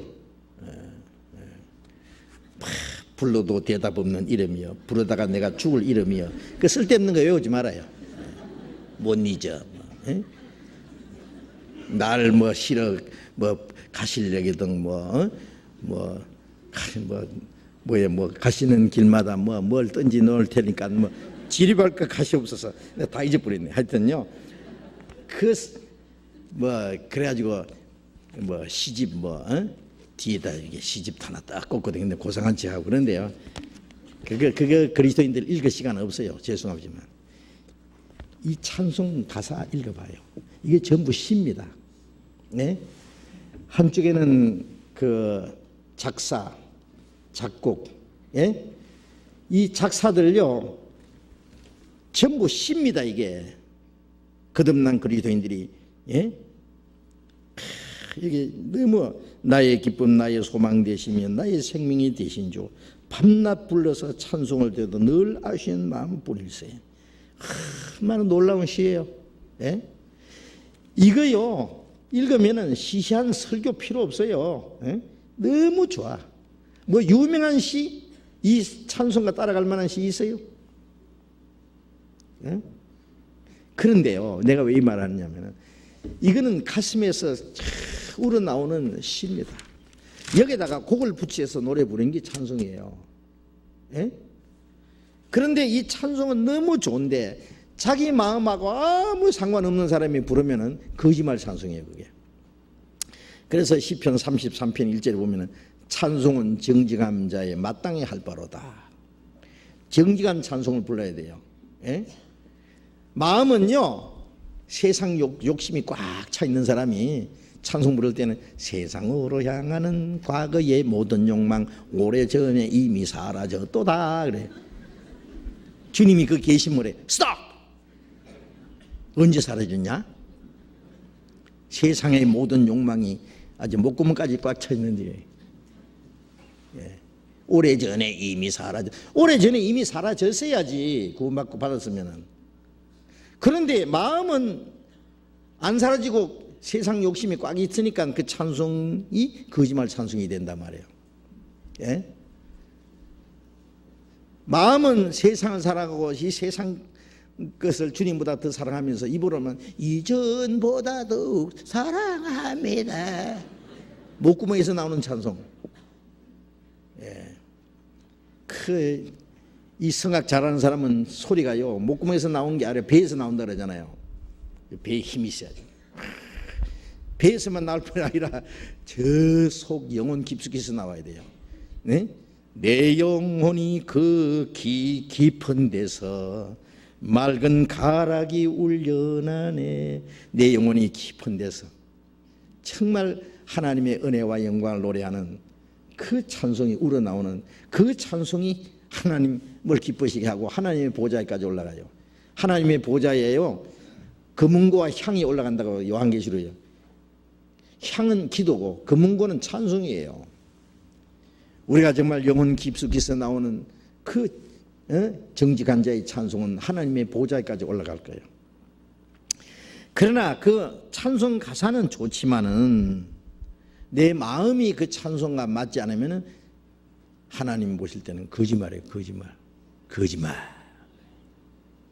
예. 또 찬송 부를 때도 거짓말 많이 하고 기도할 때도요. 기도할 때 보면 혼자 막 주님 다 사랑 긋고 막 주님을 위해서 막 온통 사는 것 같고 그래요. 예? 기도는 아멘으로 끝나는 게 아닙니다. 예, 기도했으면은 그 기도하고 생활하고 같이 연결돼야 돼요. 하루 종일. 그게 진짜 기도예요. 기도는 잘했는데 아멘하고 일어나서는 기도하고 상관없이 살면 하나님 보실 때 그 기도는 거짓말이에요. 예? 그러니까 여기 너는 하나님 앞에 함부로 입을 열지 마라 그 말은. 예? 그리고 급한 마음으로 말을 내지 마라. 예? 깊이 생각을 하고 신중하게 말하라 그 말이에요. 예? 우리가 대통령 앞에 가서 말할 때 함부로 말하겠어요? 신하가 임금 앞에 가서 헛소리 하다가는요 큰일 납니다. 근데 하나님 앞에 함부로 급한 마음으로 하면 안 되죠. 신중하게 해야 돼요. 신중하게. 어떤 사람 기도할 때 보면 막 나이가라 폭포수 쏟아지듯이 하나님 때는 바요 호로 막 가을이 돼서 산에 막 온갖 잎사귀가 오색으로 막 바뀌었고 살살한 바람이 불면서 낙엽이 굴러가나이다. 때는 바야 호로 가을이 지나고 겨울이 오고 있습니다. 하나님 아버지. 하나님 몰라서 지금 설명하는 거예요? 야, 본론부터 얘기해. 본론만 얘기해. 간단하게. 우리 전화기 보면 용건만 간단히 나와 있잖아요. 뭐 구구한 설명이 그렇게 많아. 아버지가 아들이 아버지한테 가서 아버지 때는 봐야 호로 어떻고 저떻고 하면 지금 무슨 소리야 지금. 용건만 얘기해봐. 하나님 앞에서 함부로 입을 열지 말며 급한 마음으로 말을 내지 마라. 하나님은 하늘에 계시고 너는 땅에 있습니다. 이게 무슨 말씀이요? 하나님은 하늘에 계시고 너는 땅에 있습니다. 당연하죠. 땅에 있다는 말은 나는 천하다 그 말이에요. 나는 하나님 보시기에 무익하다 그래요. 보잘것없는 존재다 그래요. 멸망받을 죄인이었다 그래요. 나는 땅에 있다. 하나님은 하늘에 계신다는, 하나님은 존귀하신 분이에요. 하나님은 거룩한 분이에요. 거룩한 영광스러운 분이요. 그는 권능이 있는 분이요. 높으신 분이요. 그런데 네가 어떻게 하나님 앞에 함부로 입을 열냐? 기도하지 마라 말 아닙니다. 기도하지 마라, 또 찬송도 하지 마라, 하나님 앞에 찍소리하지 마라, 그런 말이 아닙니다. 우리가 하나님 앞에 말하는 걸 하나님이 원하셔요. 그러나 하나님 앞에서 네가 올바로 얘기해라 그 말이에요. 정직하게. 정직한 자의 기도는 하나님이 들으신다 그랬죠. 정직한 기도는 하나님이 거짓되지 않은 입술에서 나오는 내 기도에 귀를 기울이셔서 시편 17편 1절에 보면은요, 거짓되지 않은 입술에서 나오는 내 기도, 그 기도에 하나님이 귀를 기울인다 그랬어요.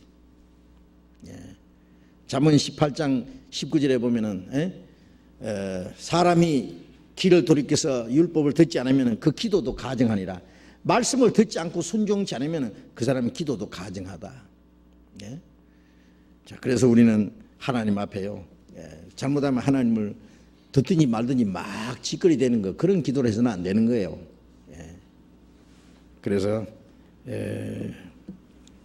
여기 하나님 앞에 나아가서 예배하는 그 마음, 그 하나님 말씀을 잘 듣는 것이 제사보다 낫다. 순종이 제사보다 낫다. 그 사무엘상 15장에도 그런 말씀 있잖아요. 제사들 순종이 제사보다 낫다. 우리가 하나님 말씀을 듣고 순종하는 생활, 그것이 우매자의 제사보다 낫다. 그리고 하나님 앞에 함부로 입을 열지 마라. 우리는 하나님 앞에 신중하게, 하나님 앞에 정직한 기도를 해야 되고, 하나님 앞에 우리의 마음이 아주 솔직하고 순진한 마음으로 우리가 기도를 하고 하나님을 경배해야 될 겁니다. 여기서 그 말씀을 하고 있는 겁니다. 자, 빨리빨리 해야 되는데 조금 더 얘기할 수 있어요. 수요일 저녁에 질문 이거 없으면은 좀 적으면은 사도행전 배우려고 했는데 질문 시간 때문에 사도행전 배울 시간이 없어요. 또 질문이 있습니다. 저는 예수님께서 고난받아 저를 대신하여 심판을 받으심으로 심판을 피하게 된 구원받은 한 형제입니다. 궁금한 것 몇 가지가 있어서 이렇게 글을 올립니다. 얼마 전에 다른 일반 교회 전도사 한 명을 만났는데 그의 말이 예수님께서 돌아가시지 않았어도 된다라고 주장하고 있었습니다.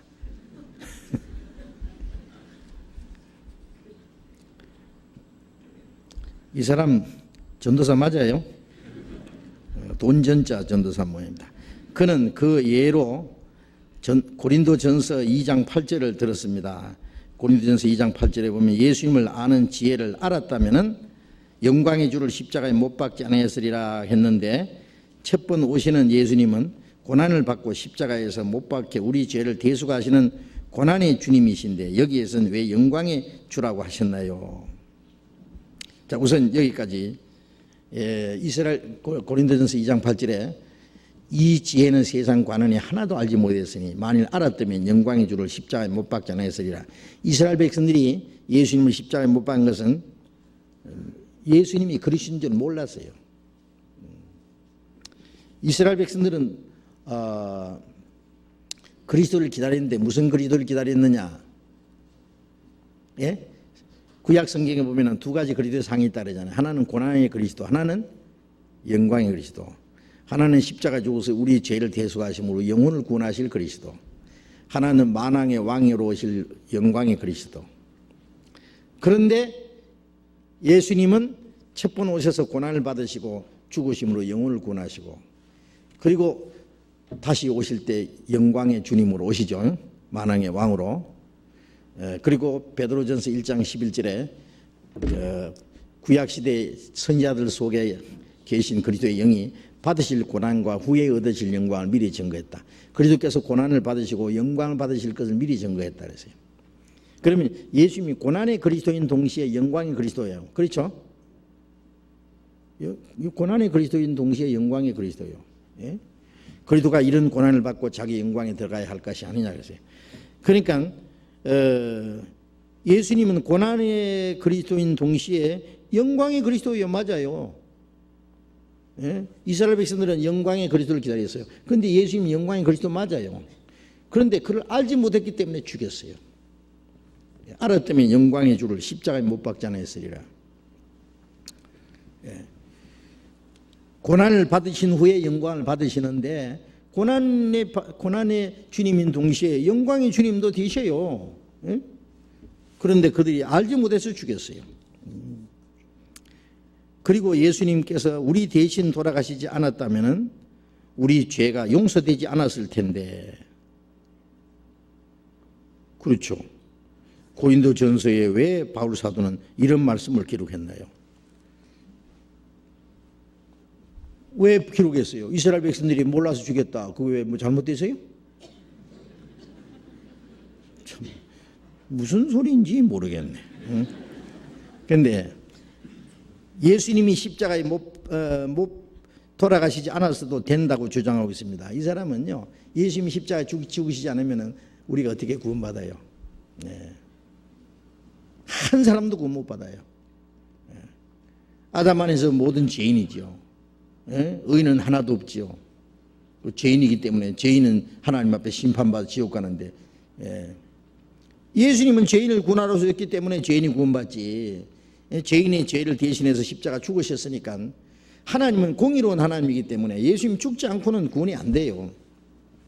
여기서 이제 하나님은 두 가지 속성이 있다는 것이죠.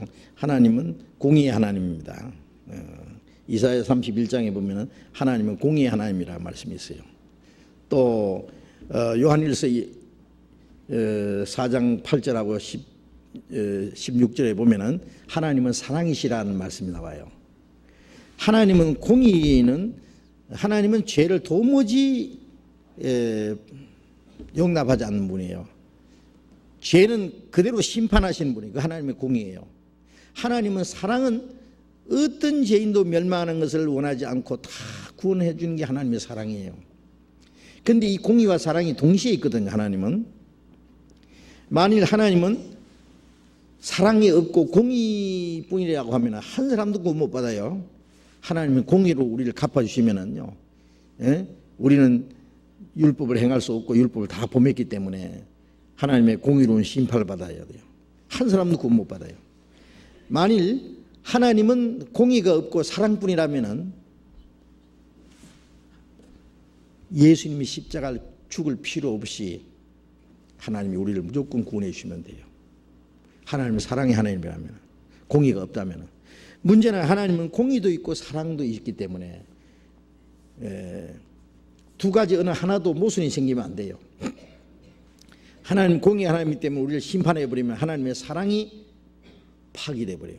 하나님의 사랑이 하면니까 우리를 무조건 구원해 주기만 하면은 하나님의 공의가 무시돼 버려요. 어느 하나도 모순이 생기면 안 되잖아요. 공의와 사랑 두 가지를 다 이루면서 구원하셔야 돼요. 그 두 가지 다 이룬다는 말은 죄인은 죽어야 된다. 그게 공의예요. 그러나 대신 죽어도 된다는 건 사랑이에요. 대신 죽어도 된다는 건 십자가예요. 한 사람이 모든 사람을 대신하여 죽었은즉, 고린도후서 5장 14절에 한 사람이 모든 사람을 대신해서 죽었다는 것은 공의고 대신 죽었다는 건 사랑이잖아요. 그러니까 십자가에서 공의와 사랑이 동시에 이루어진 거예요. 예? 하나님은 공의가 없으면은 십자가에 죽지 않고도 하나님이 우리를 구원하시면 돼. 그러나 공의 하나님이기 때문에 안 돼요. 그거는. 죄는 제대로 심판을 해야 돼. 그게 공의예요. 예수님이 십자가 죽은 것은 공의입니다. 하나님의 공의의 심판을 만족시킨 거예요. 십자가는. 그래서 완전한 심판을 내렸어요. 예. 우리 죄는 하나님의 아들 죽이기까지 무서운 거예요. 예. 하나님의 독생자가 죽지 않아도 돌아가시지 않아도 우리를 구원할 수 있다면 왜 죽어요? 왜? 하나님이 쇼를 하십니까? 하나님이 쇼 안 하십니다. 예. 그 방법밖에 없어요. 우리를 구원하기 위해서는.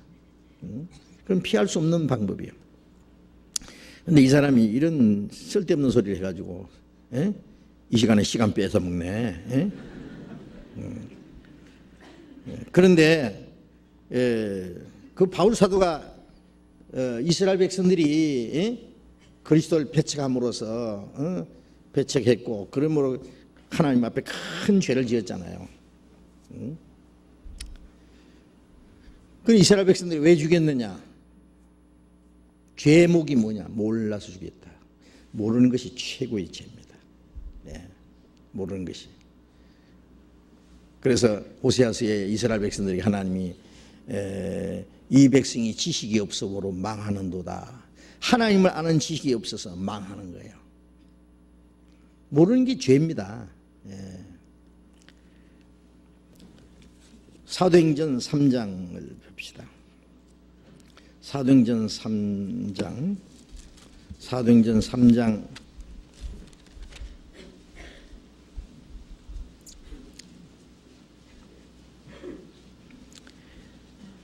3장 14절 봅니다.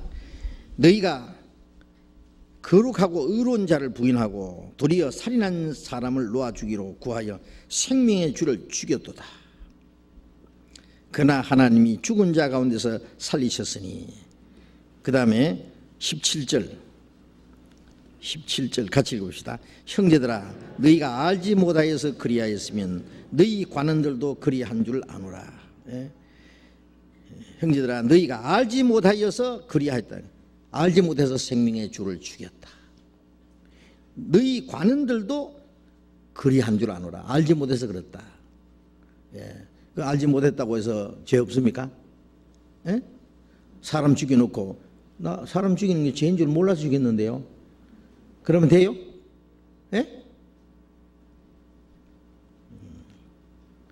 운전수가 중앙선을 침범해서 달리다가 교통에 걸렸어요. 중앙선 침범했습니다. 중앙 침범하는 게 뭐 잘못됐습니까? 몰랐는데요. 그래요. 그럼 몰랐으면 됐습니다. 가시오. 그럽니까? 딱지, 노란 딱지 끊습니다. 벌금 나옵니다. 몰랐다고 뭐 죄가 없어요? 디모데전서 1장을 봅시다.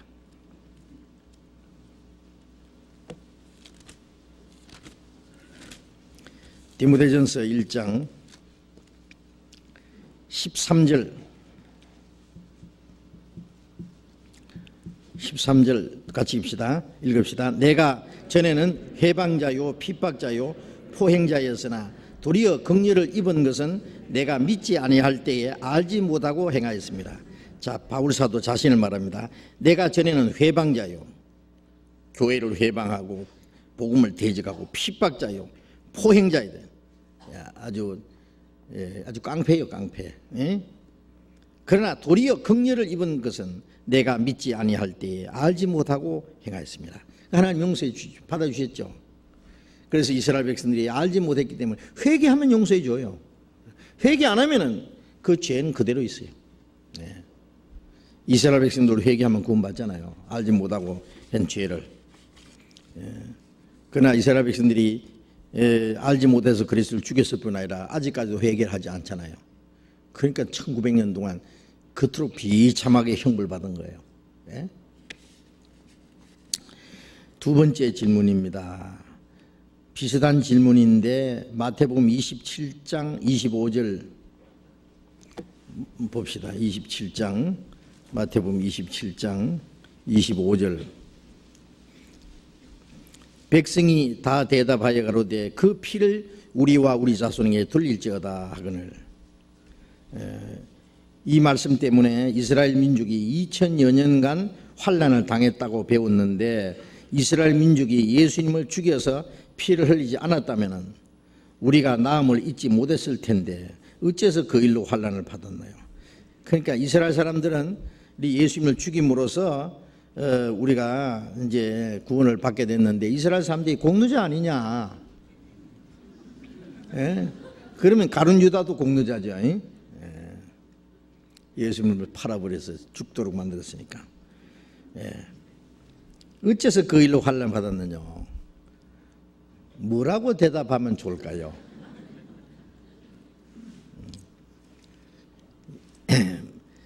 이제 마귀가요, 제 아무리 날 때도 하나님 뵙기는 못 해놔요.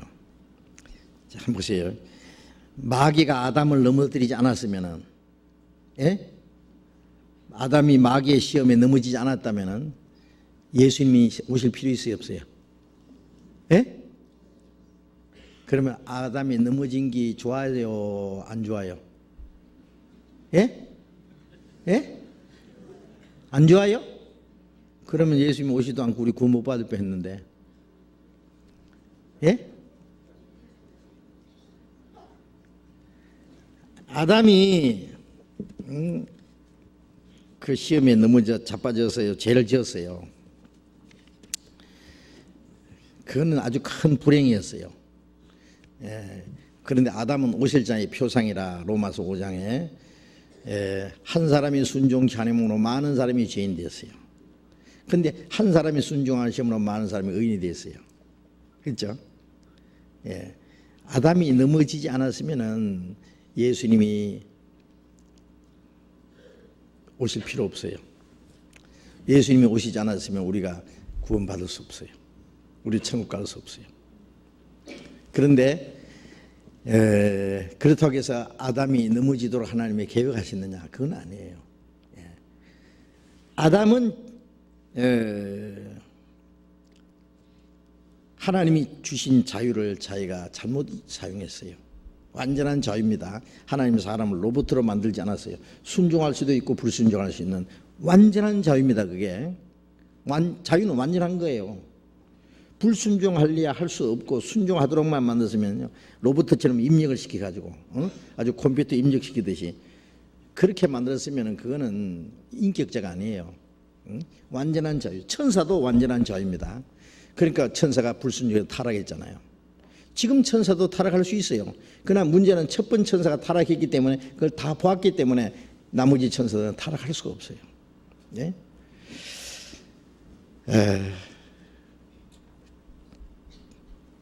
불순종해서 타락한 것은 불행이었지만은 하나님은 그것을 가지고 더 큰 축복으로 바꿔주시는 거예요. 한 사람이 순종치 않음으로 많은 사람이 죄인 됐지만은 이제 하나님이 우리를 구원하기 위해서 한 사람을 보내서 그 모든 죄를 없이 하시고 그리고 한 사람이 순종하신 그 순종으로 많은 사람이 의인을 만들었어요. 아담 때문에 죄인 된 것보다도 예수님으로 말미암아 구원해 주신 은혜가 훨씬 더 커요. 커요. 예. 그래서 그걸 전화이복이라고 하는 거예요. 전화이복이라고. 요셉이 요셉의 형들이 요셉을 애굽에다 팔았어요. 그랬죠? 죽으라고 죽이불라다가 그래도 동생이라도 좀 봐준 거예요. 그래서 팔아버렸어요. 그건 20개 받고. 예? 근데 요셉이 에집트에 가서 총리 대신이 됐어요. 형들이 요셉을 안 팔았으면은 그 7년 흉년 때 이스라엘 백성들이 살 수 있어요, 없어요? 예? 못 살았죠? 예? 형들이 애굽에 내려가지고 요셉을 만났어요. 요셉이 뭐라 그랬어요? 형님들이 날 판 것이 아니라 이 흉년통에 우리 가정을 구원하려고 하나님이 저를 먼저 보내신 겁니다. 그 맞아요, 틀려요? 예? 이상하죠? 형들이 틀림없이 팔았어요. 그거는 죄요, 비극이요. 그러나 그것을 가지고 하나님은 이스라엘 민족을 흉년에서 구원하는 일을 하셨어요. 그걸 갖다가 하나님의 초월 통치라고 합니다. 인간이 아무리 죄를 범하여 잘못해도 하나님은 그것을 선으로 바꿔주세요. 예? 그걸 축복으로 바꿔주신다고. 그걸 하나님의 초월 통치라고 그렇게 표현하는데, 그래서 이스라엘 백성들이 예수님을 죽인 것은 죄요. 예? 죽일 때 이 사람이 그리스도니까 죽어야만 우리를 구원한다고 해서 그걸 알아서 죽였으면 공로자죠. 하나님의 뜻을 이루기 위해서 죽였다면 공로자입니다. 그러나 몰랐습니다. 예.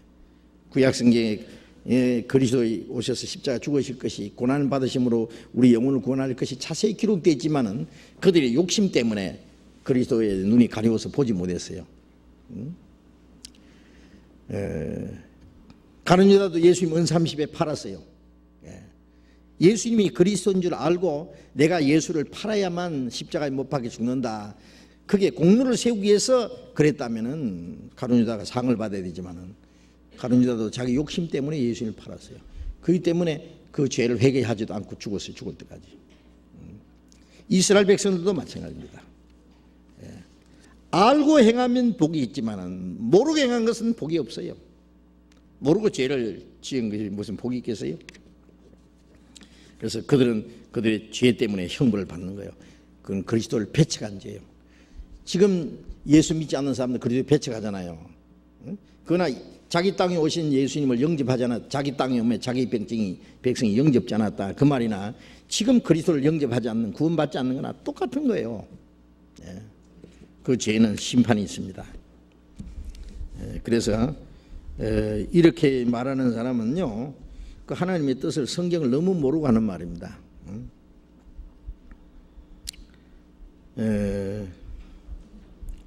제 짧은 생각으로는 신명기 28장에 나온 것처럼 28장에는 이스라엘 백성들이 하나님의 불순종함으로써 얼마나 그 큰 형벌 받을 것이 나와 있는데, 이스라엘이 계속 불순종했기 때문에 아닐까 싶습니다. 이스라엘 민족이 형벌 받은 것은 이스라엘 민족의 불순종이에요. 그 불순종이었죠. 최고 불순종이 뭐예요?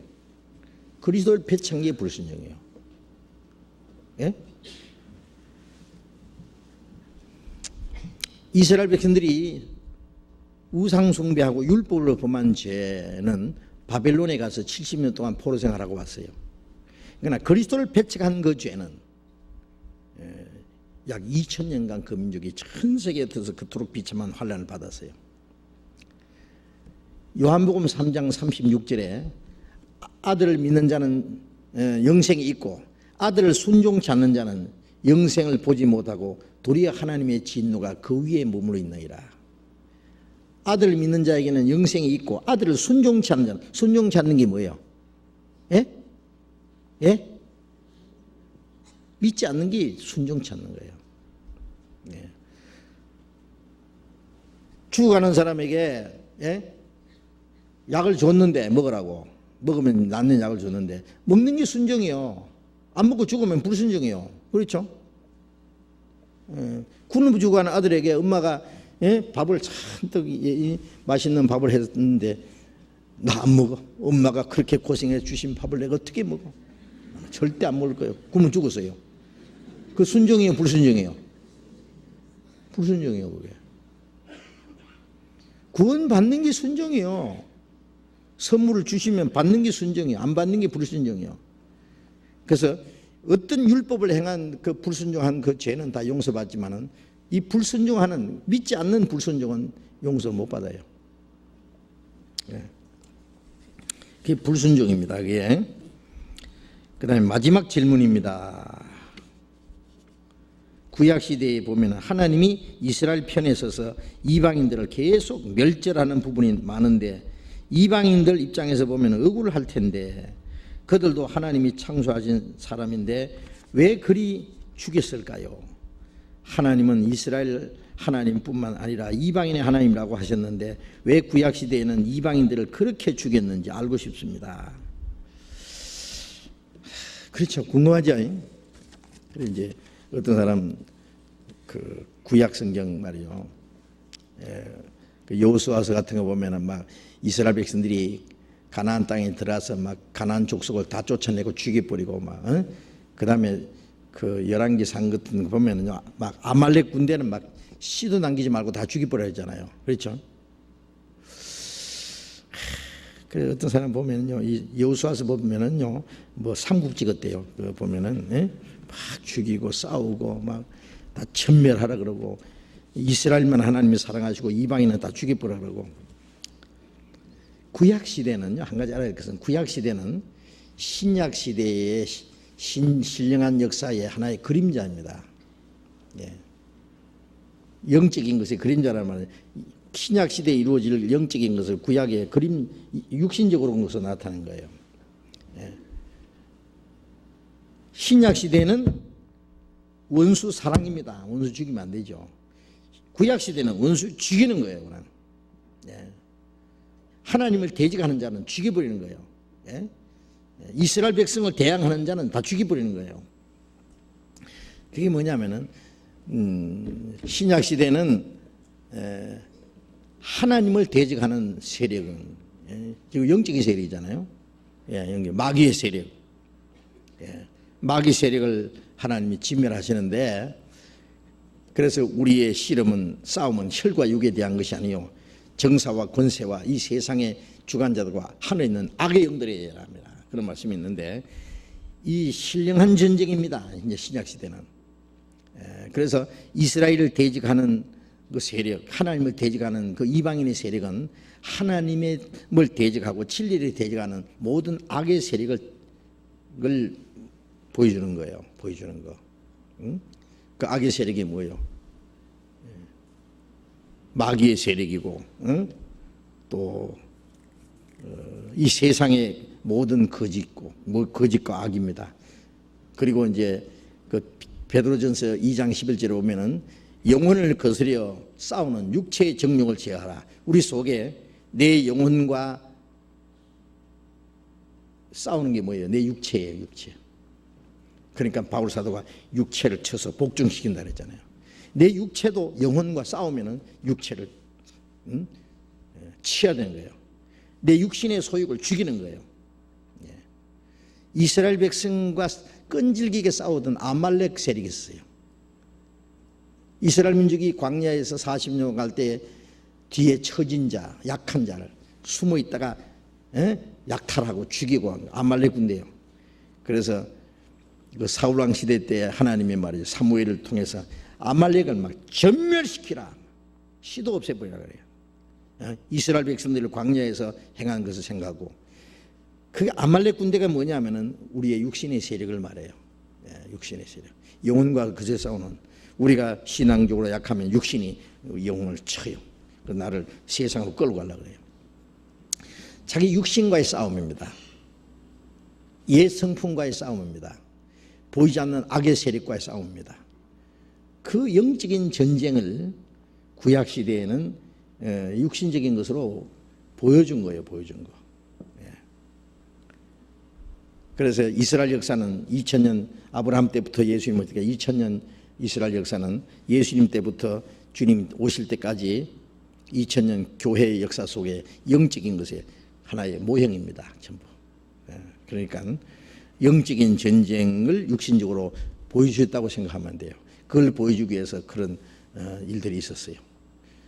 그런데 그 사람들은 너무나 억울했다. 그런데 억울한 건 사실인데 하나님이 어떻게 보상해 주실지 저도 잘 모르겠어요. 그것은 하여튼 영적인 것의 하나의 모형으로서 구약시대에 보여준 것만은 틀림없습니다. 자, 이렇게 하고 우리가 성경을 다 몰라요. 다 모르기 때문에 궁금한 건 주님 앞에 가면은 저절로 이제 해결될 거예요. 그 다음에 이제 조금만 더 맞춰야 되겠는데.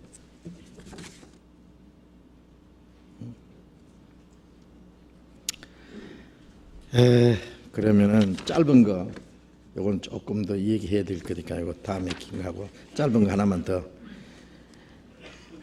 목사님 안녕하세요. 예, 안녕합니다. 저는 미국에 사는 한 형제입니다. 어머, 미국에서 왔네요. 성경을 읽다가 궁금한 것이 있었어요. 요한복음 3장 13절에 하늘에서 내려온 자 곧 인자 외에는 하늘에 올라간 자가 없느니라고 나와 있는데요.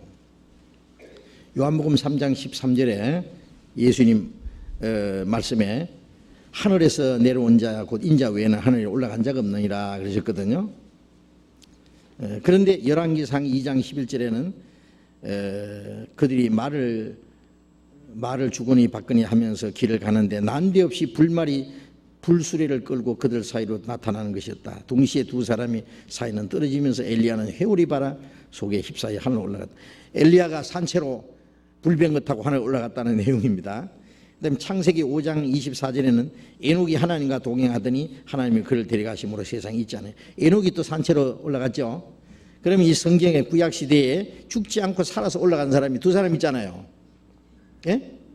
두 사람이 있었는데 예수님이 하늘에서 내려온 자 곧 인자 외에는 하늘에 올라간 자가 없느니라고 했기 때문에 이 무슨 질문이냐 하면은 하늘에서 내려온 자 인자 외에는 하늘에 올라간 자가 없다고 하셨는데 왜 두 선지자가 하늘에 들려갔다고 하는 것에 대해서 어떻게 설명해 주시면 감사하겠습니다. 그래서 이 성경 가지고 어떤 교파에서는요, 그러니까 하늘에 올라간 자는 하나도 없다. 예수님이 하나도 없다고 했으니까 없다. 그러면 엘리야 에녹은 어떻게 됐냐? 올라가다가 떨어져 죽었다. 어딘지만 날아가서.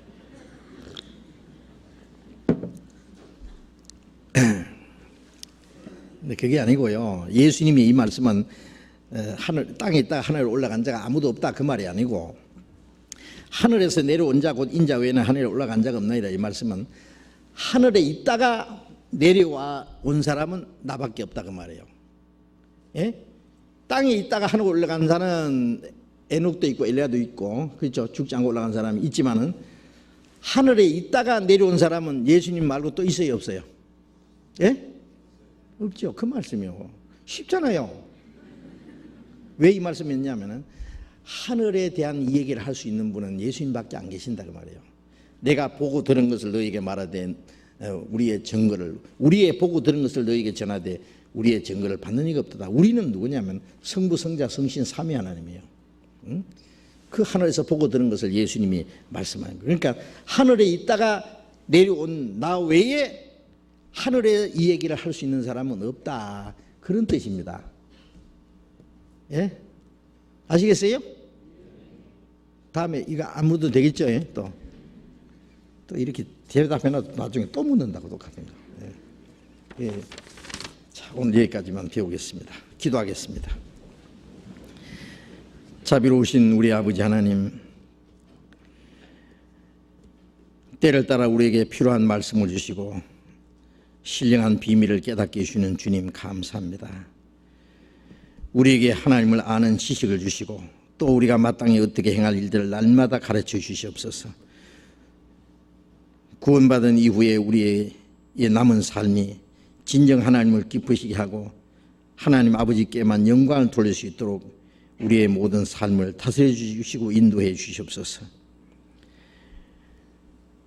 우리의 마음과 우리의 생활 속에 하나님 보시기에 합당치 못한 모든 일들은 제거해 주시고 우리의 삶 속에서 오직 하나님의 뜻을 이루며 하나님이 우리에게 하라고 맡기신 거룩한 역사만 온전히 이룰 수 있도록 인도해 주시고 우리를 주님의 몸된 교회의 지체로서 다 귀중히 사용해 주시기를 간절히 기도합니다.